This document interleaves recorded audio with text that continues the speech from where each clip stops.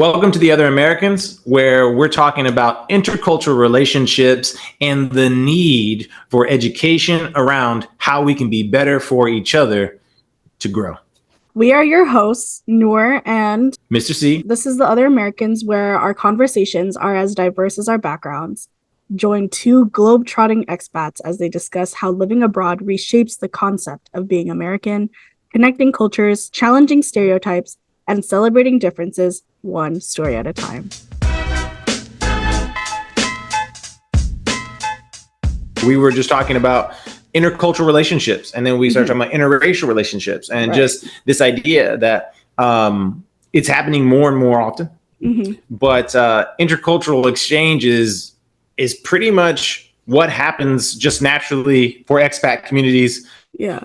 Or you're living in different countries and everything like that.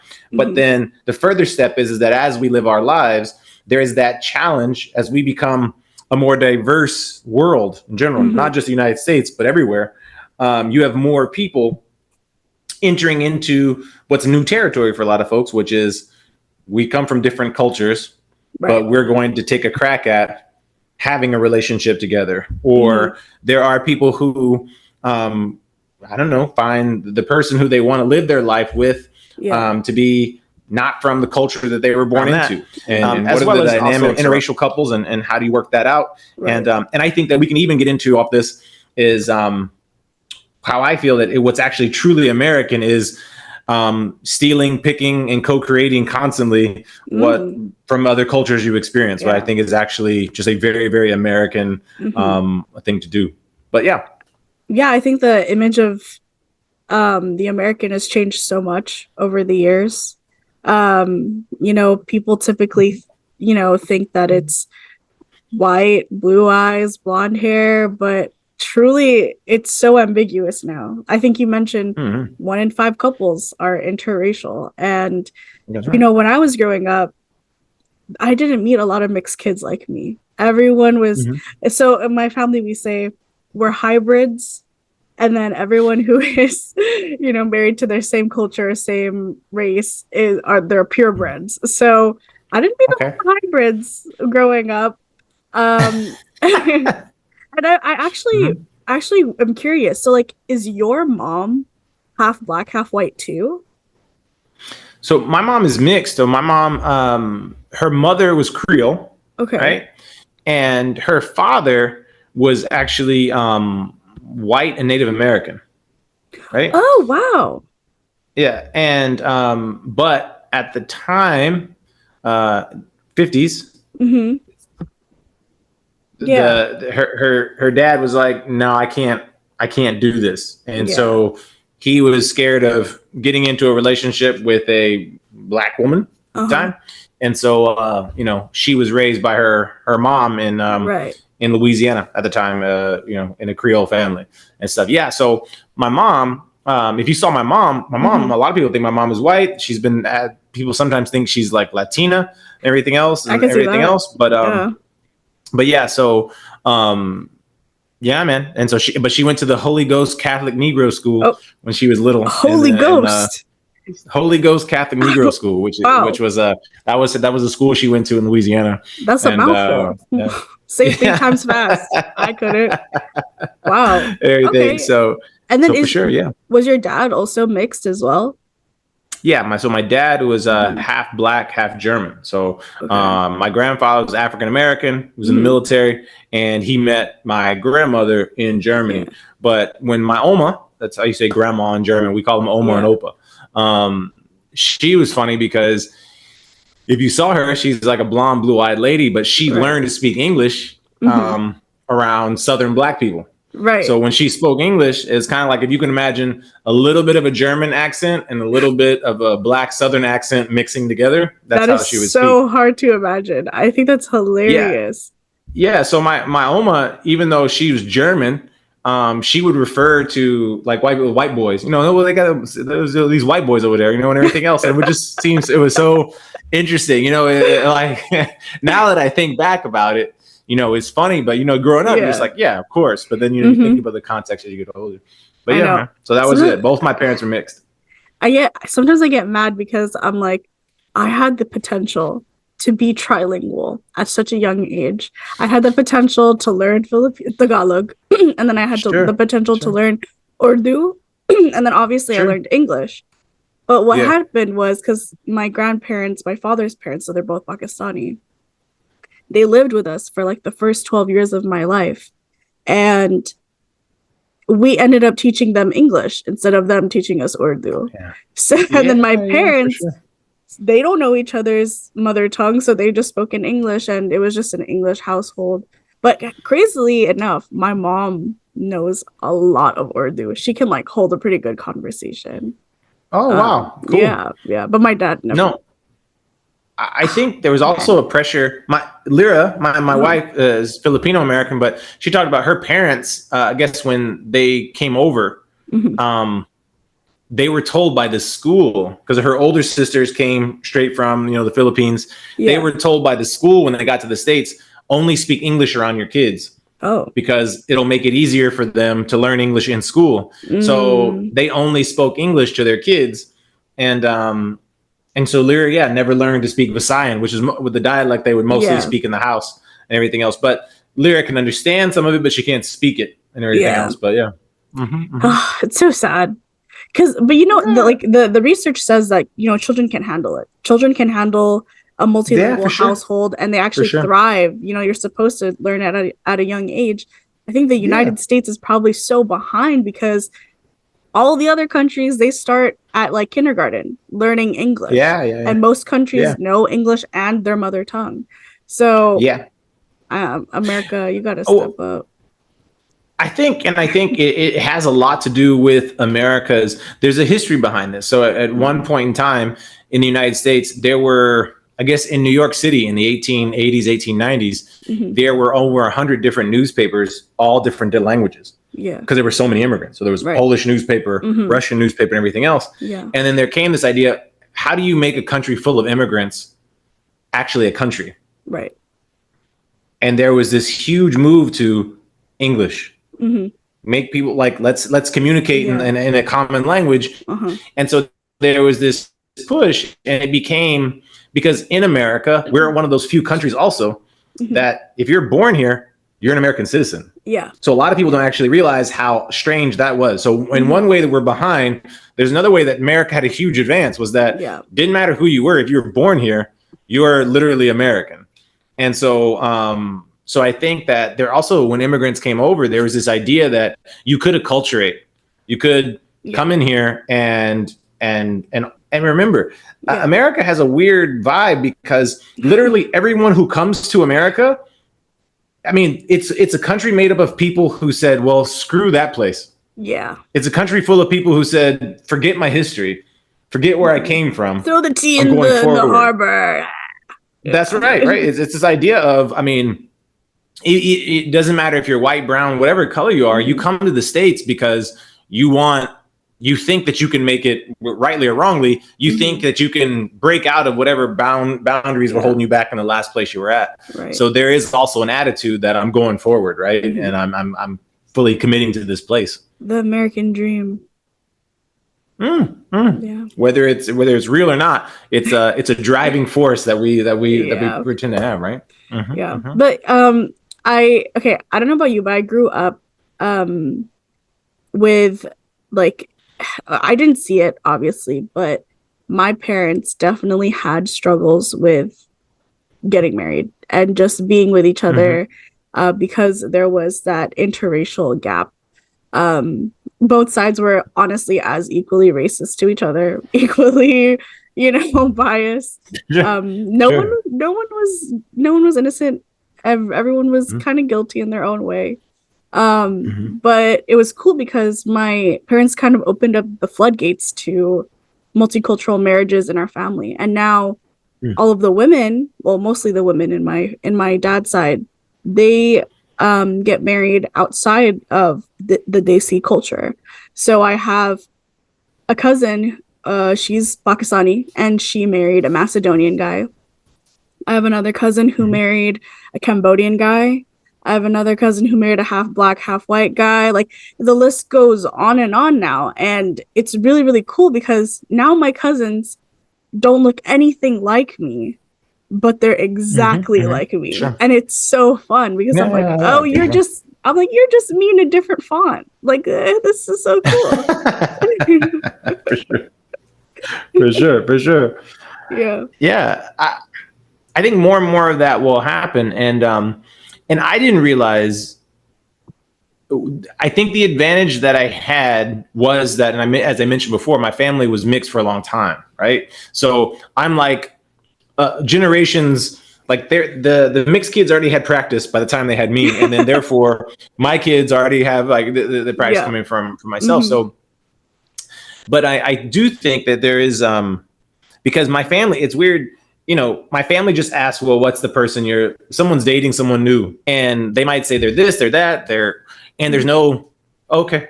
It's just like, they're a different thing. I think because all of us know the possibility that you're going to find someone who's exactly how I mixed is not going to happen. Yeah. So therefore I'm good with whatever is coming. Right. Right. I like to say, it's not like applications are open. That's right. To all. But I do think that there's still a fear because there is a choosing, right? Like, I think that, and it depends on some cultural context. So we're not just talking about race here. We're also talking about religion, cultures, what have you, is because sometimes the thing I hear is, well, which culture are the kids going to choose? And sometimes in order to get married, like somebody has to actually give up something of their culture to fit in with this other person's, right? Whereas for us, and like for my family and everything else, it's always just, oh, that's a kind of a cool co-creation. Like, we'll take some of that and we'll take some of this, right? And that'll be cool, Well, now we're gonna have some Filipino dishes, and now we're gonna have, like we're gonna have some Mexican food now too, and da da da da. And so I think that's kind of a very open and kind of, I feel like very American, because we steal and mishmash whatever we like all the time, but I do think that some of the struggles come from, well, what are they going to be when it's not necessarily co-creation? Someone's trying to figure out what side's going to win. You see what I'm saying? And I think that's where there's a little bit more trouble in an interracial marriage or intercultural gathering.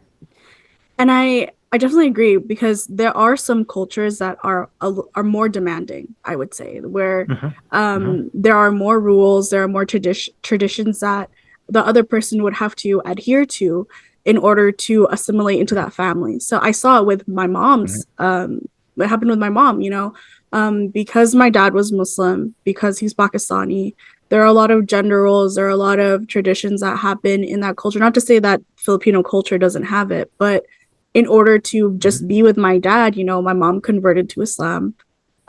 We spent a lot more time with my dad's side of the family because they were all Muslim, and because my mom was also a Muslim and my dad was Muslim, a lot of the Filipino stuff, which is heavily Catholic, we couldn't spend a lot of time with them because it was Christmas, it was Easter, it was karaoke, but we're singing about Jesus. It's that type of stuff. So as much as I wanted to like grow up with them more, it was always at a distance, and I always felt just there's just an automatic closeness with my dad's side over my mom's side.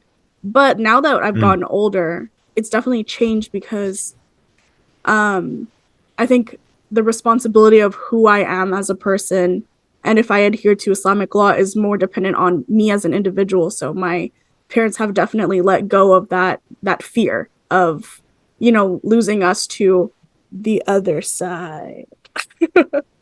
So, whatever that other side is, right? Yeah, exactly.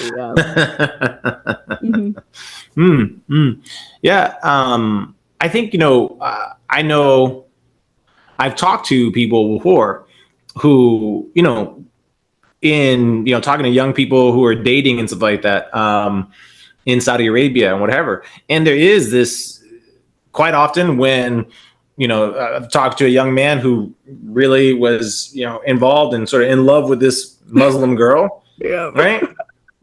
But he was like, but I can't convert. It's never going to happen. He's like, I'm not Muslim, and he goes, and I'm not going to like, and so, I mean, what do you call it? I'm going to, Well, no, I'm not going to name any names, but I have literally talked to. No. I've literally talked to someone who can, maybe now it's different, but when they were converting to Islam just to marry this girl, right? They weren't sure they really believed in Islam. Yeah. But they made this choice because, okay, well, this is gonna be, and maybe they have, maybe that's changed. Yeah. But that takes something as well, right? And so that's a different, yeah, man. And I think there's other. I believe also that I know someone who was in that same situation when dating someone who was Mormon, right? This idea is that, one side is going to have to decide. And so I guess there are cultures, and there's probably Catholic families who only want you to marry a Catholic. Hell, now we have people who are like Republican, who are like only marry Republican, or Democrat, who are like only marry a Democrat. Right. You know what I'm saying? So there's a lot of things that you can make, that you can sanctify to make like, this is the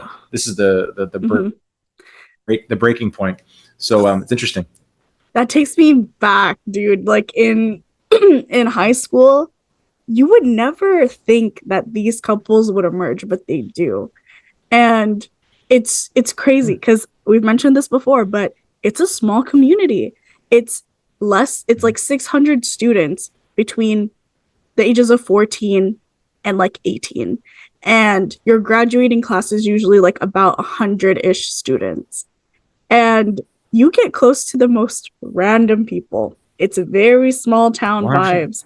And everybody knows each other's families. Everybody and a lot of the time it's secret. It's always hush hush because people are just so diverse that nobody wants anybody to find out about anything. And go for it. Say. No. One of the things that I'm so happy about, that I don't have to just work with anymore, or just keep my mouth shut, is the amount of parents that, parents only know so much about their kid, right? Parent know their kid at home. Yeah. And parents are always very sure that they know their kid 100%. I know my child. Yeah. And your child is with us 8 hours a day. So we see who your child is when they're not with you. And the amount of parents who, well, my child's a good Christian, they would never be dating. My child's a good Muslim, they would never do that. And did this and that. And I'm like, okay, you know what I mean? And and just, you allow it because it's like, okay. But I always wonder with these people, do they not remember what they were like when they were kids? They forget. Because like my mom told me all kind of things. There were so many things I did when I was an adolescent that my mom told me not to do, that I still did once mom not around. And I don't think that's a exclusively little Ronnie thing. I think that's just a human thing that happens. And it's just very interesting. And yeah, but go ahead. These things do happen. They come together and people have to keep them quiet and all that kind of stuff. I want to know, like, how often do you have to just be like you're like, oh, I just have to stay quiet right now and like not say anything? So often. Really? I mean, I would think, it's very hard because, especially if a kid is in trouble, or you're trying to, look, I would say about 85 to 90% of the time, it is the kid's fault. The kid is actually in trouble. And from our point of view, like when we're looking at the things, it's like the kid didn't do something they were supposed to do. I think the thing is that when you talk to a parent about it, or somebody, the parent takes it as a judgment on the value of that kid. And sometimes a teacher loses the thread too, and they start to make it very personal. Whereas what I've always looked at is that's a 14-year-old. Yeah. That is 12, right? Or that kid is 17, their hormones are going. Right. You know what I mean? Like that kid is actually not allowed to do anything in that household. That kid is expected to adhere to a particular ideal that is what we know is not human. It's just that's not that kid's going to have those thoughts. That kid's going to have those drives. That kid is going to be curious about these things. And that's just human. It doesn't really matter what religion, culture, country you're from. And so from my vantage point, I'm trying to make sure I protect the kid, but also trying to communicate with the parent and trying to figure out how we can work together as a team. And that's always the toughest part. That sounds like hell. Sorry, respectfully. Like that sounds awful. And I don't ever want to do that. When it works, it's very fulfilling. When it works, it's very fulfilling. But I think what people also don't realize is when I speak to people who are outside education or do any kind of like coaching with leaders from different spots is one of the things that's much easier is oftentimes the product they deal with is a numbers generated product, right? It's just numbers. It's like, I need to make this much money, or we need to have these many deliverables. Their KPIs are a certain thing. In a school, the product you're dealing with is the most valued thing in the world to your client. Right. You're always talking to a parent about something they love more than almost anything. Yeah. So you can't talk in just really objective, logical manner. Yeah. Like there's going to be emotion. There's never that's going to be the case. And in some cultures, they will defend the kid no matter what. Yeah. You know, like even if they know the kid's wrong, they'll still defend the kid no matter what, because there's shame, because there's all these kind of things around that, right? A lot of taboo. But it's so funny because in my culture, Desi culture especially, I mean, obviously in any culture, if you're Asian, you know, you're not supposed to act like the opposite gender ever exists, ever in the universe, ever. And then once you hit university and you're done with school, they're like, sure, how come you don't have a husband? What? Yeah, for sure. I don't even know how to talk to a man properly without like averting my gaze because I'm so uncomfortable. Because my family taught me that there's so much shame around being attracted to the opposite gender. So, of course, I'm not going to have a husband, girly pop. Of course, I'm going to be single at 23. This is for sure also your fault. You know that, right? Like, yeah. The call is coming from inside the house.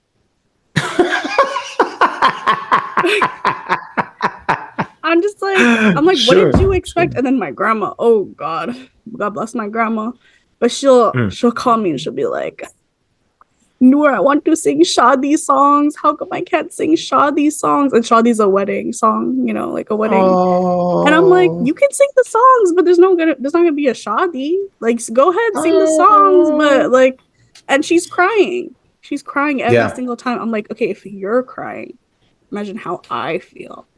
Like, sure, I'm crying too. None of us are happy about this situation. Well, you know, and it's tough because I so I think I told you this before. So my son, when he first started dating, shout out Damien. Okay, he's good. What's up? Didi. When he first started dating, I took the opportunity to talk to him a lot about, okay, so these are things you need to think about, right? And this is how you should, treat a woman and all these kind of things like that. Because I had such an experience. My mom did that for me, actually.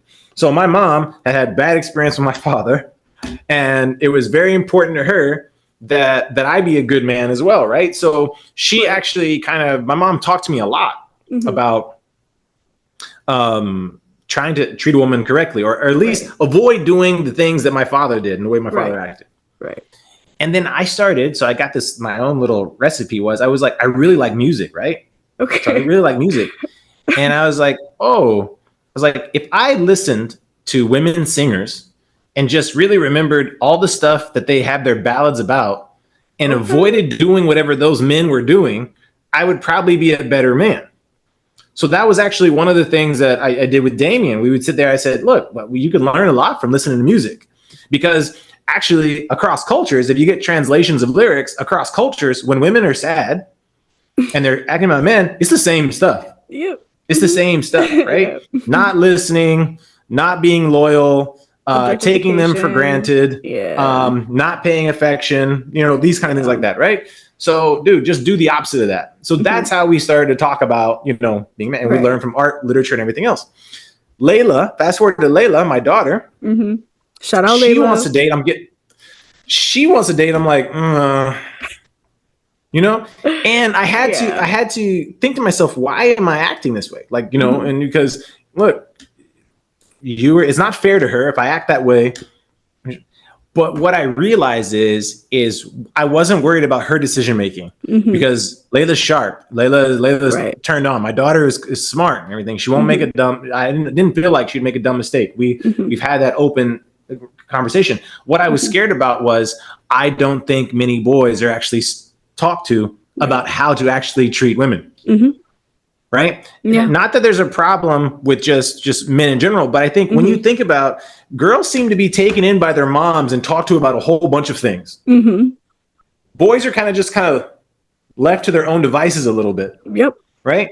Which is horrible for the fact that the way we're built and how long it takes us to develop. Yep. And I don't think the men in many families take seriously is this idea, well, he'll get a job and getting a job is enough.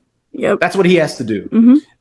But if we know about relationships, if we know what makes people most miserable over the course of their life or most happy, it's about being better at relationships. And I don't think we take the opportunity to teach enough men how to be good at relationships. Right. And then in that absence, you got, idiots like, I'm sorry, I don't usually call anybody an idiot. You have gentlemen like Andrew Tate, who speak their mind. That's a big word for him. Who speak their mind, and you have Andrew Tate or incels, and that's supposed to be what you're choosing between, and really neither of those is a good example of manhood.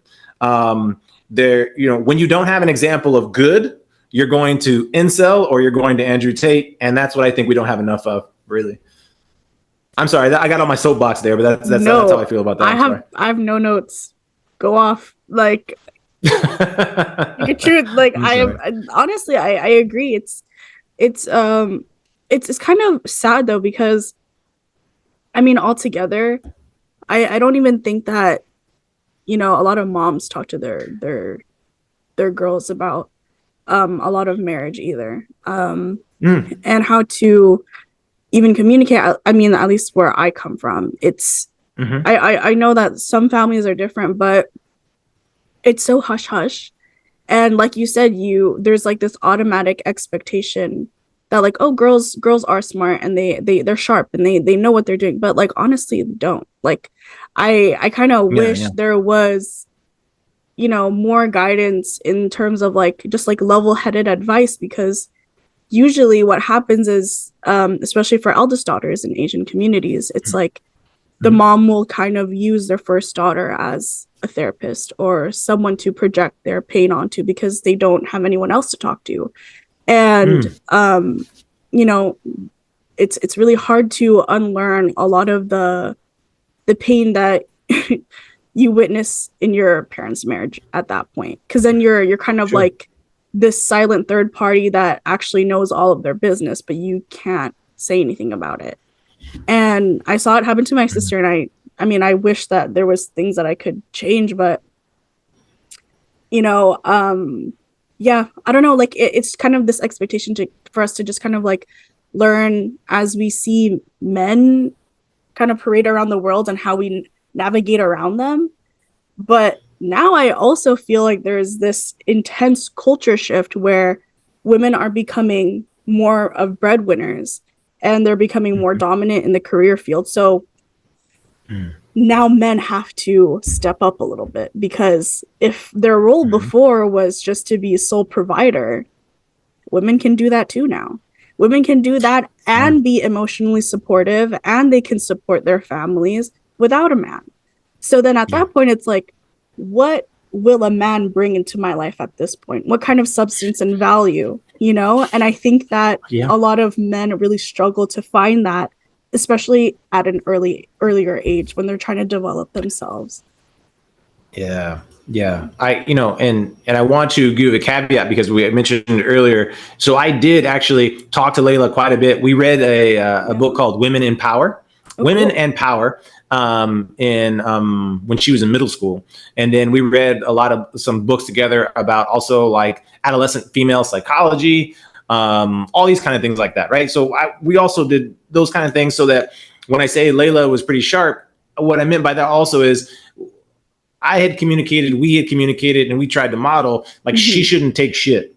Right. I think that sometimes, sadly, many women are led to believe, well, that's just how men are. Yeah. Or, sometimes, you'll just have to take that because he's going to be working really hard. You can work really hard and still treat your family well. Yeah. You can work really hard and still come. You should actually. I mean, it's what you're signing up for. If you're a man, it's a responsibility you've signed up for. You're going to work, yes, but just because you're tired, it doesn't mean you don't come home and still be there for your family, right? Right. So I think talking about all those roles are important, and I do sort of think that you're right. I was a stay-at-home dad. Yeah. So I stayed home with Damien for the first year. And that was hard, man. So one thing I think was funny is, so my wife, we got married early, and my wife was pregnant and she was thinking of my last year of university.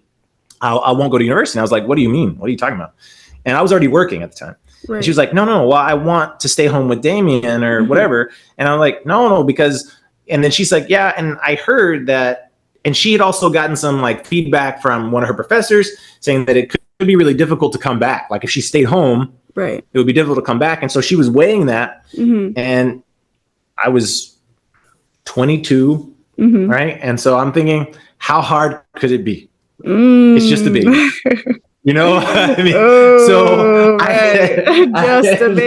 had saved up a lot of money, because I'm not a big spender. And so I was teaching, but I also had a job where I didn't have to pay for my rent. I was a resident director at at a dorm. And so I had saved up a lot of money, and I was like, babe, I'll stay home. I mean, what do they do? I got to feed them. They sleep, change a diaper, whatever. I got this. So easy, Mr. C. So easy. So easy. Man. So I ended up staying home with Damien. I was a stay-at-home dad for off and on for about a year and a half. And that was a really fulfilling experience, but man, it was tough. Man, it was hard. You know what I mean? And, but at that same point in time, when me and Lyra talk about that, we talk about it in terms of, so she got out and then she started working right away while I was still at home. And so she was making the money, but I had been the breadwinner earlier. Right. So we switched. Yeah. And so it was this idea of, can we be a team?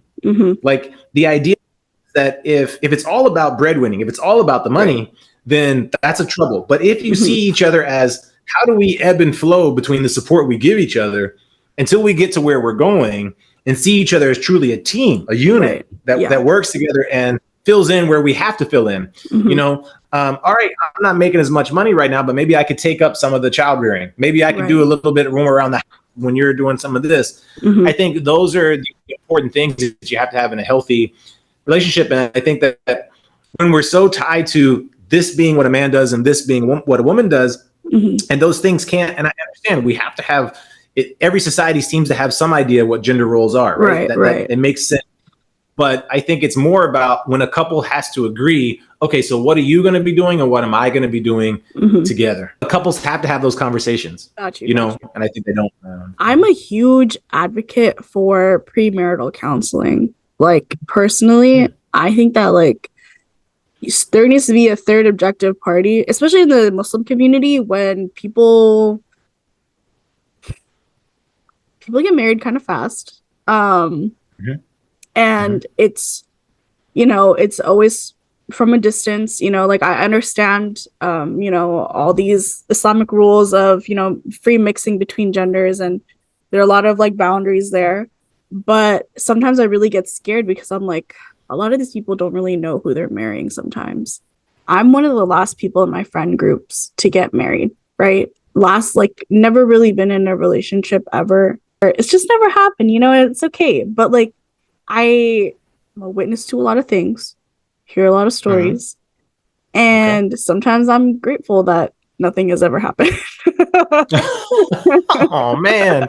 All right. But it's scary because sometimes these, like, obviously, over the course of my life, I've learned that Islam has a lot of preventative values. Like there are rules set in place so that it prevents potentially bad things from happening, right? But then it also prevents a lot of things in general to happen, like people getting to know each other on a level that is way more personal than you would like expect, right?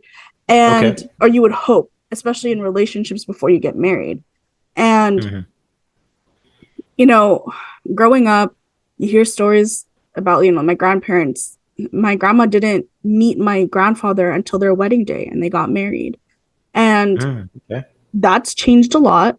But then there's a lot of women and like, you know, kids these days that are getting married like right out of college, right out of high school, and they've known their partner for like less than a year. And don't get me wrong, okay? If it works, it works. And if you want to get married early, get married early. But I feel like there are steps that you should take, like go to a third party sheikh, or like a sheikh in general, or someone of like, you know, who knows relationships and like marries people all the time, and ask the hard questions. What would you do if you saw your partner like watching porn? Like what would you do if you know, the person committed a crime? Like would you stay? Like they don't ask these questions because there's a lot of taboo surrounding these conversations, you know what I'm saying? And I just get really, really wary. I get really, really wary and just like afraid that like I just don't know how people date in Islam. And that's a question that I've always had, because there's this concept, Mr. C. I will educate you very quickly. There's this thing called soft launching and hard launching. So soft launching and hard launching. Yes. Okay. And I think I've explained this to you before with our business, but this is in terms of a relationship. Okay. So in a relationship, if you soft launch someone, that means that you show like, snippets of like a hand, you're holding hands with someone, but you don't see their face, or you're hugging someone, but you only see their arms around the other person. That tells people like, this person's in a relationship, but you know, they don't want to let everybody know who it is. Like they're trying to be private about it. Hard launching, which is very, very, very, very, very popular in Desi culture, happens when you're scrolling through your Instagram feed and suddenly a girl that you knew from high school is married to someone randomly. Like it's a picture of their wedding day. They didn't let anybody know that they were engaged. And that's because in our culture, like you don't really announce an engagement process. You don't announce anything. It doesn't really happen. Like everything kind of like you just do it, you know? And I'm just like, there's so many questions, you know? Like I just feel like there's so many questions that I never really am able to ask sometimes, because I'm like, is this even right? Like I don't know how this works. And sometimes I'm like, I wish that the Islamic community was more open about like relationships in general, because these kids, we're just kids. We don't know how it's supposed to work. And like without feeling like there's shame and everything's haram and blah, blah, blah, blah. Like, bro, we're just trying we're trying to exist, man. Yeah. Like I think, it's interesting because, you know me, I feel like getting better at relationships is just the most probably important skill that you can have. Right. Yeah. And, I feel like at least in my travels and the different cultures that I've met, there's a lot of expectation that you just put up with whatever you get. You just put up with a relationship, right? It's a cross to bear. And I do believe relationships are work, but I do believe you should be working to make a good and happy relationship as much as you can. Right. And so, but I don't think, and I do think those take particular skills, and that takes particular, like, figuring out how to work with certain things. And you're right. You do need advice if you can, and advice that's not just, well, that's how it is. Right. Because I also don't think divorce is the answer constantly either. Right. Like I'm not one of these people who's like, well, if you're not unhappy, just instantly divorce. I do think relationships take work. And I think that people need to commit. I'm one of these believers that The best relationships are committed relationships. The best Right. relationships are relationships in which people are saying, we're committing. I think that if you go into a marriage thinking I could just divorce or we'll see how this goes, Right. there's a higher likelihood that it's not going to go well. Yeah. Versus if you're going into a relationship saying, this is who I'm committing with and this is who I want to build something with, Yeah. that's a whole different thing. Yeah. But you're right. I mean, we don't talk enough about relationships. And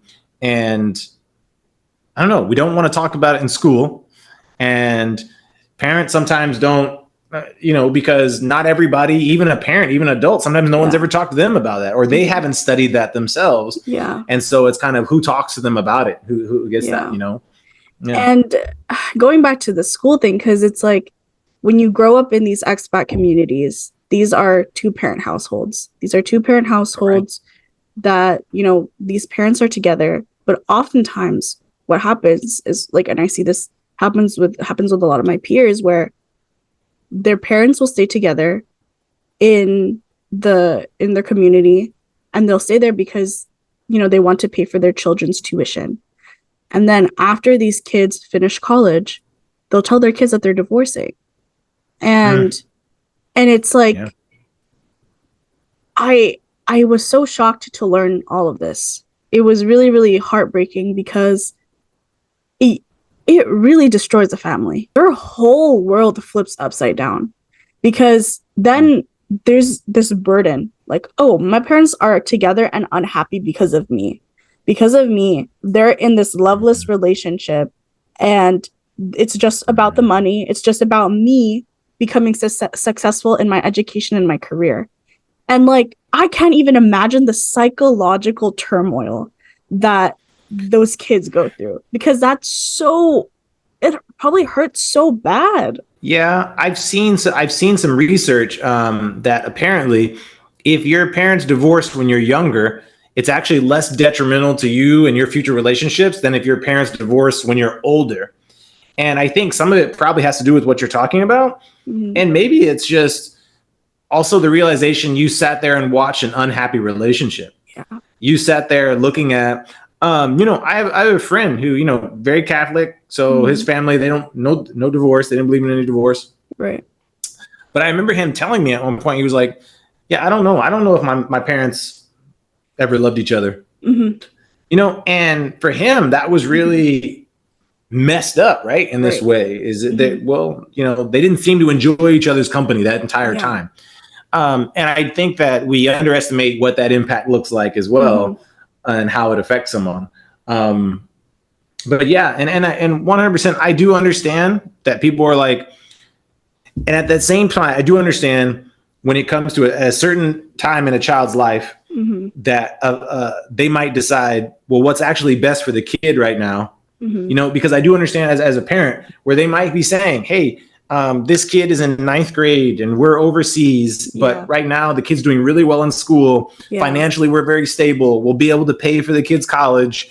Let's just hold this out to put the kid in the best spot. And so that I understand that too, because that could be a consideration that a family is making. Because I'll tell you, Nora, from a teacher's perspective, and we'll talk about this at another time too. Yeah, you feel like an instantly better teacher when you come internationally because you have a bunch of kids who are coming from 2-parent households where they're well supported and the parents are professionals. I mean, you instantly, all of a sudden, you're like, all the stuff that you used to take back in the States where everybody was like, it's the bad teacher. Right. That's the reason you need to be a better teacher or all these kids would do better. You figure out, man, once I come international, I feel like that, well, no, actually, if the kid's home life was more better, then I would be better. Right. So there's more to it than that. So there's a lot of considerations that go into it. Once again, it's a complex life decision. But I've met multiple people who have felt like their own views on relationships or their relationship with their family seems to have been really adversely affected by a late divorce, by that they're feeling like they were only together for the kids. Yeah. And it's also this like mistrust where it's like, oh, was I witnessing everything that I felt that I thought that was like love or affection? and as a child witnessed that throughout their parents' marriage, when they find out that it was just obligation at the end of the day, it kind of, something slips, you're just like, oh shoot, I don't know if I can trust these feelings anymore. And I can, Sure. My parents, alhamdulillah, like, they're happy, but because I didn't grow up around affection, I didn't like it's very taboo to show PDA in our household. Like, it's very uncommon in Desi culture to see like a husband literally like holding hands with his wife, or even like kissing her on the cheek in front of the kids. And it's like, sometimes it's like really hard for me to even think about the idea of like sharing a life with someone, because I'm like, I don't even know what that looks like. I have no idea what that modeled behavior is like at all. Yeah. So in the meantime, though, I'm giving advice on Instagram: kiss your wife before you leave the house, give her a hug, and everything else is like that. That doesn't apply to our community, Mr. C. Okay, well, I mean, it's not like, what? As long as the kids aren't watching, at least as long as there's no one else in the room, in the world, in the entire universe looking, then they can kiss their wives goodbye. Okay, but I'll go back to I don't think we developed that way. Like, if we go back to what we can see from like hunter-gatherer societies and tribal societies, I mean, affection was visible. Like, to be able to see, like, because the point of a parent is to model how to be a complete adult. Yeah. In some way, shape, or form. Yeah. And so, I don't know. Is it so? And I don't know, because I'm not Muslim and everything else. Is that a cultural thing, or is that is that cultural, or is that religious, or what is it? Because I don't. It's encouraged in Islam to like take care of your wife. You know what I mean? Like, it's not Sure. You're not gonna burn in hell because you show affection to your wife. Like, that's literally Islamically, you're supposed to love your kids, love your wife, and be there, all that stuff. But culturally, people really mix up religion and culture in the Desi culture, like, because these Islamic countries, we're all from there, but then they all have their own perception of what Islam is supposed to be, and that culture really gets in the way. And I don't know, like, I could be wrong, but I honestly think that it's mostly cultural, where, like, oh my God, how dare this husband like feed his wife? Oh my God, these kids are so shameful for doing that in front of everybody. And it's their wedding day. Like, girl, what?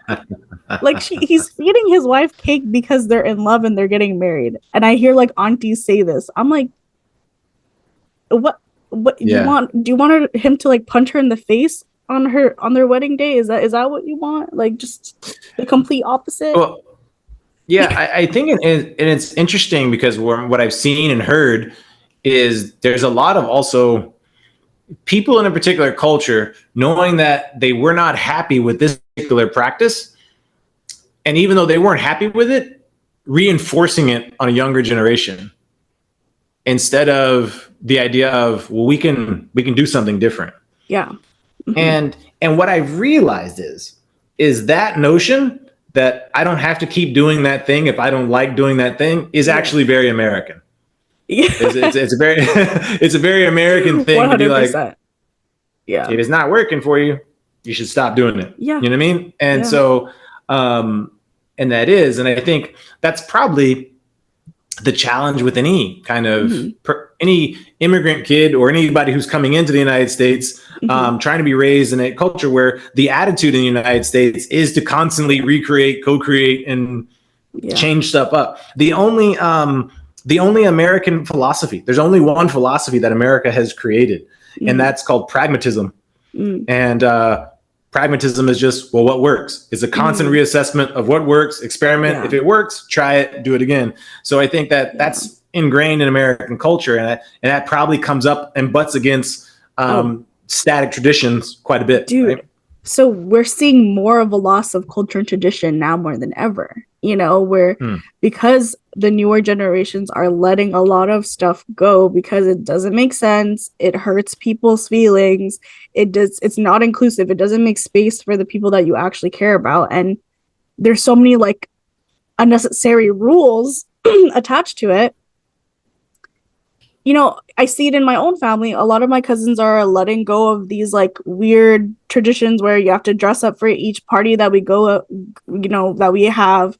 It doesn't have to be so serious. It doesn't have to be all of these rules and regulations about who's where and who does what. And I mean, we do get shamed for it. Like we do get like the elders are definitely like, this is not how we did it as kids and blah, blah, blah, blah. But there's so much freedom and relaxation in the difference of our childhood versus now as adults. Sure. It's so much more enjoyable to be part of my culture and to do it in a way that makes sense with the people that I actually love, which is my family.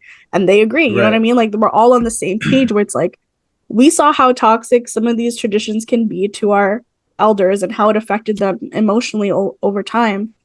Let's not do that, and let's take care of each other in a way that makes sense. Dude, can someone see it not necessarily as a loss of, there's definitely going to be some loss, but then also seeing it as creation of something new. Yeah. Right? Because I mean, I guess as a history person, and I know a lot, and young people don't actually like history that much. You don't actually, people usually don't really start liking history till they get older. Yeah. But the thing is that throughout history, that's just what happens. Is there's a constant changing. So even though like someone might be, this is tradition, it's guaranteed that it wasn't always done that way, and there's other things that you've let go of. Yeah. Right. And that's what happens over time. That's maybe a hard thing to accept, but I also like, for instance, one of the things, and I mentioned before in our Hot Ones episode that we did together, coming to Saudi, like one of the things that I've taken with me and been like, that's real stuff that I need to sort of integrate into my own life, and that it will never let go of, is 5 times a day coming back to, at least 5 times a day, coming back to what's important to you, coming back to what are you actually devoted to? Because, and some people, look, they're, like you said, what do you say in some movies, like they're, Muslim countries or some country is recorded with like a green tint or a yellow tint, so like that, right? Orange tint, yeah. And then you hear the call to prayer, and it's like almost ominous. Yeah, and then a camel passes by, and then but which the call to prayer is actually just very beautiful. I mean, I find it like that's really cool. Like it's really cool to be called back to something, and to see everybody who knows what that means. I think there's something about something that everybody can agree upon. Like it's like being Catholic and doing this. I don't know them, but I know, like when I see that, I'm like, I know what you've been through. I know where you've been. Like, I know what you're about. That's right. So there is something to that. But that idea of figuring out what you're actually devoted to, because I don't think if people want to stuff off religion, that's fine. They want to do something different. You still need to be devoted to something. Right. You still need to find some way that you're committing your life to. Like, what is your life built around? What's important to you? And then finding a way to come back to what you're committed to, what's essential to you multiple times a day, and not taking that for granted. Like, that's something that I learned straight from here in Saudi Arabia from Islam, that being very, very American, I'm like, I don't need to be Muslim to take that and make that a part of my life. You know what I mean? And so I do think like, because I'm really all about that. I'm like, man, I want to take a little bit of that. I want to take a little bit of that. That works, man. I can integrate that. And so, so I do think that it's not always about loss. Sometimes it's just about creating something new that works for us and makes our lives better. Yeah. And I do want to preface that I'm not a hater on my culture at all, or my religion. And like, I know you're not. I was complaining a lot, but this is the stuff that I think about all the time. It's stuff that I see and experience, and there's so much good that and blessings that have come with being the mixed person that I am. And and like growing up in the expat communities, it's it's like a salad where you get different ingredients and you make this like really like yummy salad. You pour dressing That's on right. it, but it's different flavors from different people. And there's Right. so much that I've learned, like you, from the Arabs. And there's so much that Yeah. I've learned from Sudanese people, Egyptians, and like all Yeah. this, like Yeah. For it's sure. just it, like I would sometimes it's like really hard for me to even say that like, oh yeah, I'm American. Cause there's Mhm. like I'm like, no, dude, like where I grew up, like I was part Arab, I was part Mhm. I was part everything. And even in Mhm. America, my Palestinian friends, they're always like, sometimes I forget that you're not brown and like Filipino. Like I forget. Mhm. And they just start speaking to me in Arabic. Because I know Yeah. some, Yeah. but I don't know everything. And I'm like, oh Yeah. yeah, I don't know what you're saying half the time, but I just nod along. Yeah.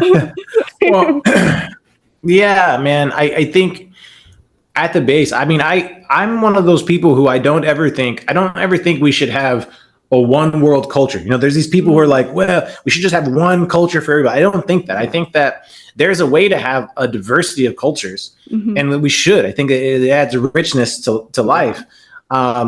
I think the challenge is always just finding our common humanity, right? And Yeah. speaking to that, Mm-hmm. I was talking to my boy Mahi yesterday, and Mahi he wanted to Bugatti. interview me, and he was asking, yeah, yeah. And one of the things he was saying, he said that a lot of my writings, when I would write my Good Morning for Mr. C's or my Thursday Reflections, he said he would read them, and he said that I would sometimes be like, how does he know what I'm going through? Like how does he know? Mm-hmm. Like, oh man, this Yeah. applies to me right now. Like, how does he Yeah. know that? And Yeah. and I would also get the same thing for my Instagram posts. I would get the same thing for Mm-hmm. teachers when I would send these audio message. Yeah. And when I told Mahi, I was like, I think a lot of times people say who are religious, we're all God's children, or Yeah. we all come from the same place, or people Mm-hmm. who are even secular humanists are like, well, we're all, Mm-hmm. the same human family. Right. And we forget that what that means is that means we have a commonality of experience that underlines us. Mm-hmm. So it's not that I know exactly what Mahi's going through every day. I just Right. know what I go through, and by being honest about what I go through and what I got to Mm-hmm. work on, I'm going to instantly connect Right. to a ton of people from Yeah. all kinds of cultures, Mm-hmm. right? And I think that sometimes we forget, man. You can't be alone, man. You're Mm-hmm. not alone. There's a bunch of people going through the same thing. And Bunch of people going through the same thing. it's really cool because that's exactly what the interracial relationships were like in high school, where none of the titles mattered at the end of the day. At the end of the day, it Mhm. was just like attraction. It was just, oh, this Mhm. person is growing up in this place just like me. They're Mhm. experiencing the same things just like me. We have so much in common. And Mhm. it just is, and it just exists. And also, I want to point out Uh-huh. these out of kingdom trips, ook trips, wow week trips, they really created Don't. in no no, but they created environments that were really, really romantic for kids. Like, Oh no, Nora, you say that now. Now we're gonna have no kids signing up for Wow Weeks. Parents are gonna hear this. And I'm so sorry for the future generations, but let me just say, because Arantza and I, shout out Arantza, we talk about this all the time. It was like Mhm. destination love. Like destination love. You go on the airplane with your crush, and then you just go to a foreign country without your parents. And then, but obviously, there's a lot of teacher supervision. Okay, there's a lot of teacher supervision. International schools have no idea they've been creating these romantic environments. That's not what like, we were like intending to do. I had my fun. These kids are gonna pay the price for it. I'm sorry, but like this is like I have to talk about this because it was crazy. Do you know how crazy it is to literally go to like Geneva and the UN capital with like some of your best friends that you've spent like years with, and then Cool you trips, meet yeah. someone on the trip that like you don't really know, and then all of a sudden you guys get close, and then everyone is like just BFFs after the trip, and then people start proposing to each other after the trips because they got close. Like they're asking us.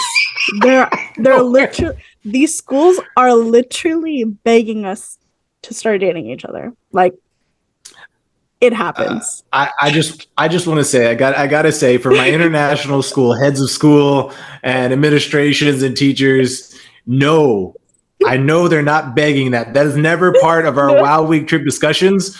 We're never like, you know what? This is the trip where we get kids to hook up with each other. That never comes in to the conversation at all. I will. Okay, let me just say, oh my God, let me clean this up because I caused a lot of mess. But this is good. Don't edit this. Please don't edit this. There's gender. It's always gender separated. Girls are sharing rooms with girls. Guys are sharing rooms with guys. It's very separated. Like, don't worry. It's very like, your kids are gonna be fine, and these kids do, like, most of the time nothing happens. But it's just like you can't go to an airport and like not think that airports are romantic. Like, people are always like saying goodbye or hello to each other at airports, and you're just like, oh my God, I'm about to leave this country with XYZ, and maybe I'll sit next to them on the plane. Ooh. There is literally a parent right now stopping their transfer of money on an international school trip. Like, let me just tell you, those were some of the best days of my life, though, because I learned so much on those trips about like you can't ever replace those memories. And that's true. Especially when, okay, there was a speech that I gave when, people come to DHS to see the school over the summer, and sure, you give these families tours. I was like vice. I got something to say about this afterwards, yeah, and it fits right into what we were saying today. But go ahead, continue. I was like vice president of Stuco at that time, and I was so nervous. But they asked me to give a speech about like the unique aspects of our school. And for me, it was always the out of kingdom trips, because like you cannot ever replicate those memories and those experiences as a child, as like an adolescent growing up. I was on like the nerdier trips, like for MUN mostly, but it was like, I have no regrets whatsoever about like just, and my parents don't either, like these are the moments where like you're actually giving your kid the opportunity to do things that you never did. And I think like my parents never regretted that, because it was just like such a beautiful experience. I loved it. But yeah, go ahead, Mr. C. I'm dying to know. So I selected you for that. I selected you for these things. Yeah. So you were speaking to parents, and I selected you a couple of times to speak to new incoming students and parents and stuff like that, right? Because they'd asked me to. So they'd asked me, they said, and so this is really interesting, and it connects down to what I think we talk about a lot on this podcast. And I know we're coming to the end here, but yeah. The person who was doing the marketing and everything for it was a white Canadian person. Right. And they said, what we need is some American kids. So some of your American kids to talk to these parents who are coming in. We want American ones. I was like, okay. And I chose you, and I chose Alfredo Loza. Big up to Alfredo Loza if he's out there and everything else. Wow. Right? And I was like, okay, cool. These are, there's two American kids that come up. And when you came out there, that person was like, I thought you were going to choose American kids. And I said, I did choose American kids. They are. And she was looking at you guys, and then I was like, yeah, they're both American. I said, Nora's from California. I said, Alfredo's from Texas. And she was like, oh, okay. And she was thinking she goes, well, do you have any white students? And I was like, okay, yeah. I mean, I do have a white American, and that's cool. But what it spoke to, right, was this image that we had talked about before. Yeah. And I'll tell you, Nora, the first time I saw you, I was like, hijab, jeans and Converse, and doing all this. I'm like, that's an American girl right there. you know. So That's what's up. and That's what's up. but I think yeah, I mean it's That's it's crazy. I interesting did not perspective. know that. Of Wow. course, you wouldn't know that because I you were a student. know. Willem's going to tell you that. I But know, yeah. but see, this is what we gotta talk about the DHS days because I gotta know. But damn, okay. I mean, Yeah. I'm not surprised that she was surprised. Yeah. That I And came Alfredo out. Loza was also as American as apple pie as well. You know, but Yeah, there you go. yeah. Uh-huh. We both sound like we're we speak English. Like I don't even have a hint of an accent. I sound like a Valley girl half the Yeah. time. Um, Exactly. but anyways, we're coming to an end here. Yeah. Oh, I forgot to announce.